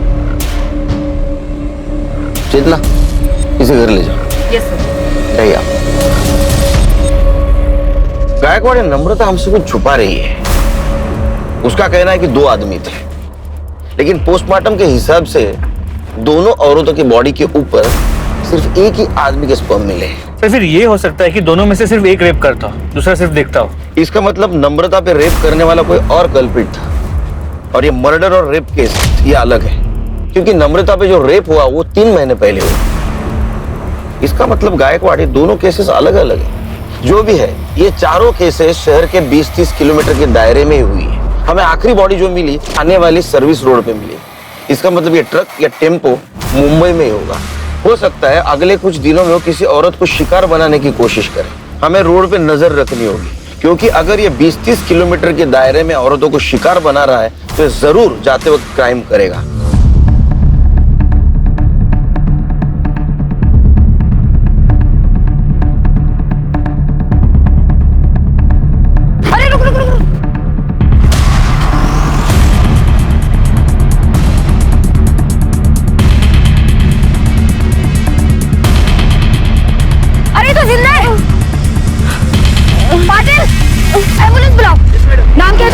नाम क्या है? प्रिया सावंत। पाटिल लवकर।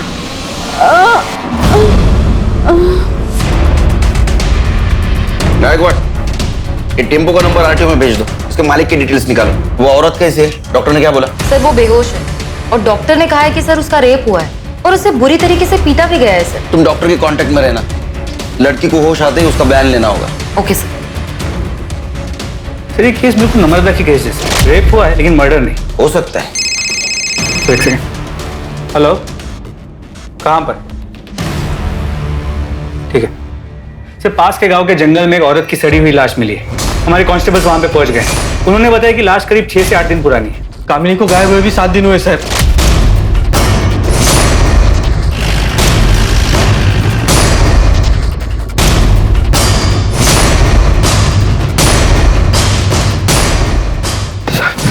यहाँ रुको, यहाँ रुको। रिका भाई, इसको रोको यहाँ।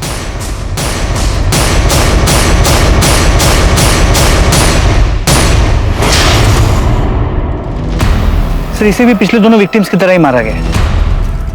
बॉडी को देख के तो लगता है कामिनी है, लेकिन कंफर्म करना होगा।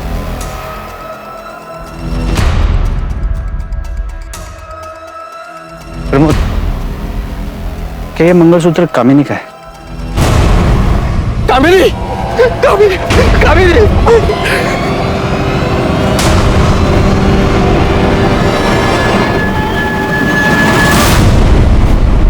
बॉडी का पंचनामा करो और पोस्टमार्टम के लिए भेज दो। सर, आखिरकार कामिनी के लापता होने की गुत्थी सुलझ चुकी थी।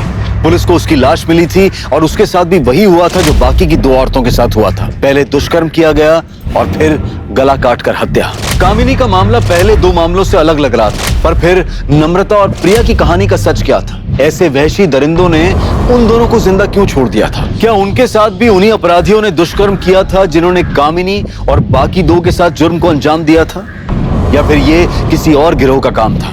इस सवाल के जवाब के लिए पुलिस प्रिया के होश में आने का इंतजार कर रही थी, क्योंकि सच वही बता सकती थी। बाबा, आई किधर है? आपने आई को ढूंढ लिया? तेरी आई को भगवान ने अपने पास बुला लिया बेटा, अपने पास बुला लिया।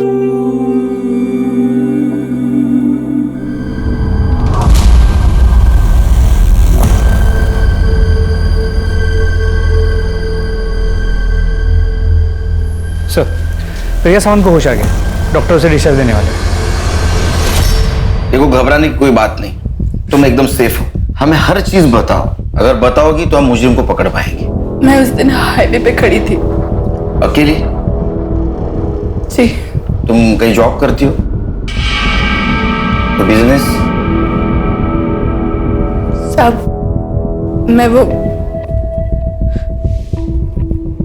मैं धंधा करती है। मेरी 2 साल की बच्ची है। मेरे को कोई जॉब नहीं मिल रहा था, तो मेरे को ये काम करना पड़ा। तो तुम कस्टमर के लिए वहां हाईवे पर खड़ी थी? नहीं, मैं उधर गाड़ी से लिफ्ट लेने के लिए खड़ी थी। कस्टमर में मार्केट में ढूंढती है। मेरे को वो टेम्पो वाला सामने से आते हुए देखा, तो मैं लिफ्ट के लिए हाथ दिखाई उसको। भैया मेरे को आगे वाले मार्केट तक छोड़ दोगे?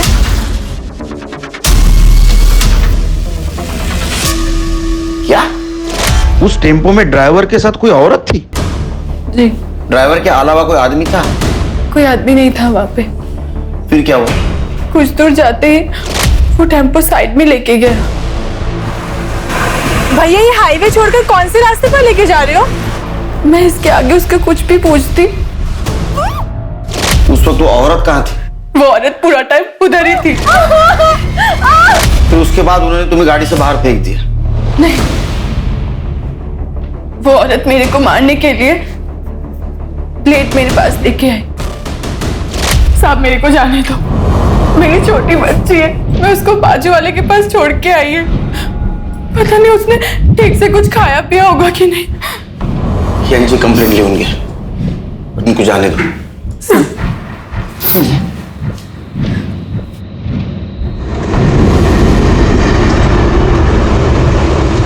नम्रता का बयान है कि ये दो आदमी है और प्रिया का कहना है कि एक आदमी और एक औरत है। या तो ये दो कोई अलग अलग गैंग है जो एक कांड कर रहे हैं, या तो इन दोनों में से कोई झूठ बोल रहा है। लेकिन कौन? प्रिया या नम्रता? भैया मेरे को आगे वाले मार्केट तक छोड़ दोगे? भैया वो मुझे थोड़ा आगे तक छोड़ देंगे? साहब मैंने झूठ बोला था, मेरा किसी के साथ चक्कर चल रहा है, मैं उसी से पेट से हूँ। ये बात सिर्फ मैंने अपने पति से छुपाने के लिए झूठ बोली। साहब वो बहुत गुस्से वाला है, उसको मेरे चक्कर के बारे में पता चलता तो मार ही डालता मुझको। मैंने टीवी में देखा था साहब कि कोई ट्रक वाला है जो औरतों के साथ जबरदस्ती करता है। बस मैंने उसी का फायदा उठाकर ये झूठ बोला कि उसने मेरे साथ जबरदस्ती की और मैं पेट से हो गई। किसका बच्चा है ये? नाम पता क्या है उसका? मैं सच बोल रही हूँ, बस पति की मार से बचने के लिए झूठ बोला साहब। जाओ, शहर छोड़ के जाने का नहीं। चलो। इन सभी पहलुओं को देखते हुए पुलिस के लिए अपराधी तक पहुंच पाना बहुत मुश्किल साबित होने वाला था कि आखिर ये अपराधी कौन हो सकते थे। क्यों एक आदमी औरतों के साथ बलात्कार कर रहा था और उसकी साथी औरत औरतों का कत्ल कर रही थी? इन सभी सवालों और इन सभी उलझनों के बीच पुलिस को एक ऐसी जानकारी मिली जिसने इस केस को एक नई दिशा दे दी। सर, केतन ने हाईवे पे जिस टेम्पो का फोटो लिया था उसके ओनर का पता चल गया। कौन है वो? अरे तुम लोग जरा 2 मिनट इधर ही रुको, मैं कांदा लेकर आती हूँ। अरे कांदा वैसे बहुत महंगा है आजकल, छोड़ो ना, बिना कांदे के बना। मालूम है मेरे को, पर तेरे मांस मच्छी बिना कांदे के बनता है क्या? नहीं ना, बोल मांसमती छोड़ेगा तो मैं कांदा नहीं लेगी। हाँ ठीक है, तुम जाओ ले आओ। चलो मैं कांदा लेकर आती हूँ। पापा मुझे आइसक्रीम खाना है। आइसक्रीम खाना है? 1 किलो कांदा देना। इसको एक सॉफ्टी बना दो। कौन सा वाला खाएगा? मैं सिंपल। हाय हाय, अरे ये सेठ देना रे छुट्टा देना, देख कितना सुंदर बच्चा है हमारा, आशीर्वाद लगेगा। ए सेठ देना रे, क्या रे सेठ क्या नाटक कर रहा है? देना है। तुम इसी एरिया में रहते हो? हाँ जी। तो तुम्हें वो शंभू पता है, टेम्पो ड्राइवर? हाँ सर जानता हूँ। कहाँ रहता हो? यहाँ रहते हैं सर।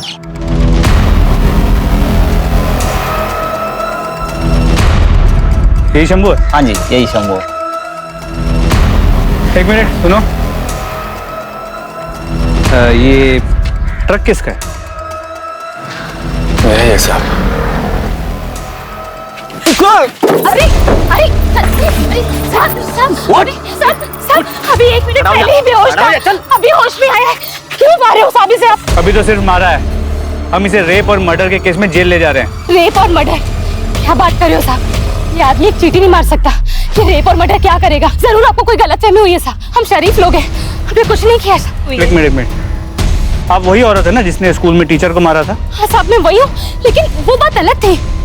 गाड़ी में डालो इसे। अरे लेकिन साहब वो शरीफ आदमी है साहब, छोड़ दो उसे। शंभू, शंभू। सर ये शंभू है, वो टेम्पो इसी का है। क्या हुआ साहब?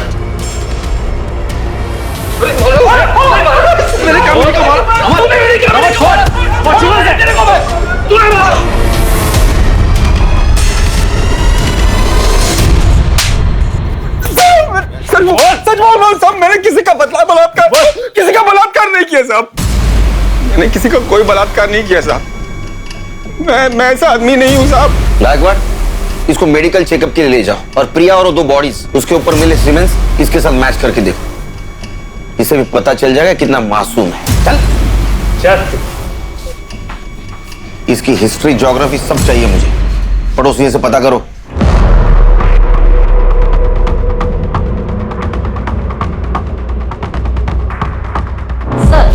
पड़ोसियों के हिसाब से शंभू बहुत ही शरीफ और सीधा साधा आदमी है। वो बस्ती के सभी औरतों को बहन मानता है। अरे नाटक करता होगा अपने एरिया में शरीफ बनने का।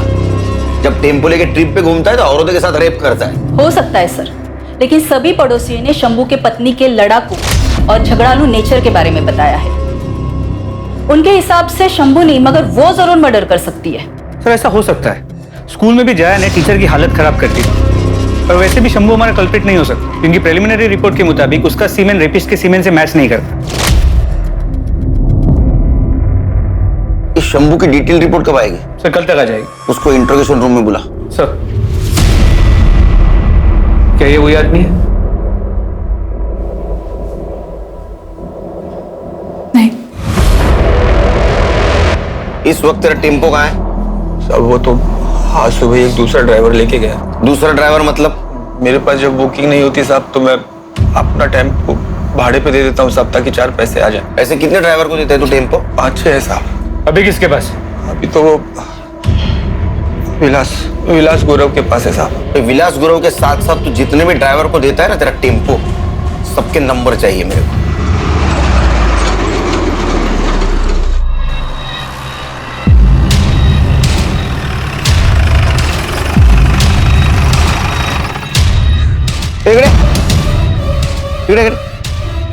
क्या चल रहे? कल ही तेरे बीवी का अंतिम संस्कार हुआ और आज शुरू? आप जैसा सोच रहे हैं वैसा कुछ भी नहीं है सर। मैं तो चेतना को ये बोल रहा था कि उसके और मेरे बीच में जो कुछ भी था वो अब खत्म हो चुका है। मैं अब सिर्फ अपने बेटे का ख्याल रखना चाहता हूँ, पर वो गुस्सा हो गई। उसे लगा कि मैं उससे नाराज हूँ, उसे पीछे छुड़ाना चाहता हूँ। ठीक है, घर जाओ और बेटे पे ध्यान दो। सर शंभू ने जिन ड्राइवर्स के नाम बताए थे उन्हें और उनके क्लीनर्स को कल रात को उठा लिया था। मेडिकल हुआ उनका? नहीं सर, लेकिन किसी का भी सीमेन मैच नहीं हुआ। और वो शंभू का ड्राइवर विलास गुरव, उसका हुआ मेडिकल? नहीं सर, उसने बताया कि वो कर्नाटका का बॉर्डर क्रॉस कर चुका है, माल डिलीवर करने से पहले वापस नहीं आ सकता। गायकवाड़ एक काम करो, कर्नाटका हाईवे पुलिस को टेम्पो के डिटेल्स भेजो और उनको बोलो जैसे ये टेम्पो दिखता है उसको सीज करो। और सर इस शंभू का भी मेडिकल रिपोर्ट आ गया है। और क्या सर? रिपोर्ट और डॉक्टर दोनों का ये कहना है कि ये शंभू ने रेप नहीं किया है। वो रेप तो क्या, उसने आज तक किसी के साथ फिजिकल रिलेशन तक नहीं बनाया, वर्जिन है। क्या? अरे ऐसे कैसे हो सकता है? वो शादीशुदा है, उसको एक बेटा है। और इस बेटे का राज उसकी बीवी जया ही हमें बता सकती है। शंभू मेरे बेटे का सगा बाप नहीं है साहब, वो सौतेला है। जब मेरा बेटा प्रीतम 1 साल का था तो उसके बाप की मौत हो गई थी। शंभू अनाथ था, मेरे पति के परिवार के साथ ही रहता था। मेरे पति की मौत के बाद सभी लोग मेरे पे बहुत गंदी नजर रखते थे साहब। इस करके बचने के लिए शंभू ने मेरे से शादी की। शादी के 8 साल हो गए हैं साहब, और उस आदमी ने कभी मेरे को हाथ नहीं लगाया। वो आदमी बहुत अच्छा है साहब। तुम? इतना मारा तेरे को इन लोगों ने, देखना इन लोगों का कभी भला नहीं होगा। तुम शांत हो जाओ जया, शांत हो जाओ। भाई साहब ने मुझे छोड़ दिया जया। छोड़ना पड़ा गायकवाड़, क्योंकि हमारे पास कोई सबूत नहीं है कि शंभू ने उसके टेम्पो से प्रिया को हाईवे पे फेंका। गायकवाड़ कुछ तो मिस कर रहे हैं हम लोग, इसलिए अभी तक हमें क्लू नहीं मिला।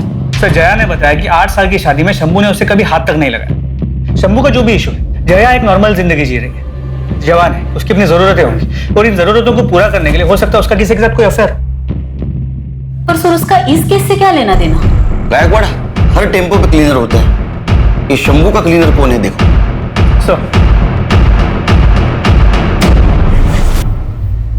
सर शंभू का टेम्पो वापस आ गया। और वो ड्राइवर विलास गुरव, उसे मेडिकल एग्जामिनेशन के लिए भेज दिया। वो फोरेंसिक टीम को टेम्पो का हर एक इंच स्कैन करने के लिए बोला है।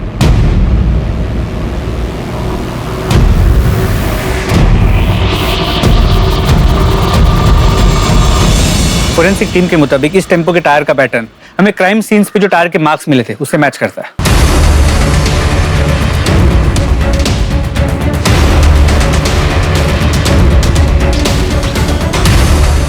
गायकवाड़ मिरर पे फिंगरप्रिंट है, इसको फिंगरप्रिंट एक्सपर्ट के पास भेजो।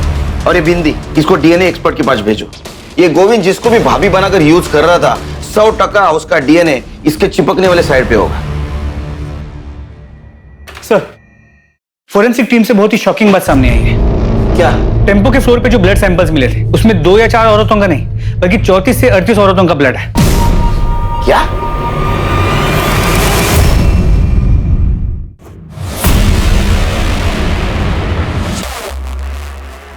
अरे गोविंद, ये बैग लेके कहाँ जा रहे हैं? कहीं नहीं साहब। तो फिर हमारे साथ चल। सब क्या हुआ साहब? मैंने बैग वाट, क्या यही था वो आदमी? भैया मेरे को आगे वाले मार्केट तक छोड़ दोगे? हाँ, यही था वो शैतान। अरे हिम्मत कैसी? हिम्मत कैसी? इनको लेके जाओ, लेके जाओ इनको। चलो। साहब झूठ बोल रही है वो। तो झूठ बोल रही है, हाँ? और ये मेडिकल रिपोर्ट, ये भी झूठ बोल रहा है। इससे साबित होता है कि उन औरतों का रेप तूने किया था। विक्टिम से मिले सीमेंट से तुम्हारा डीएनए मैच हो चुका है। अब एक बात बता, वो औरत कौन थी जो तुम्हें रेप और मर्डर करते देखती थी? साहब मैंने रेप किया साहब, पर मर्डर वर्डर मैंने नहीं किया। तो मर्डर क्या उस औरत ने किया? हाँ। कौन थी औरत?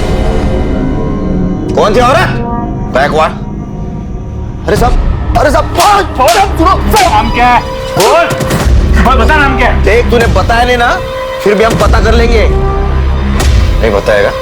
बैकवर्ड, इसका खाना पीना सब बंद।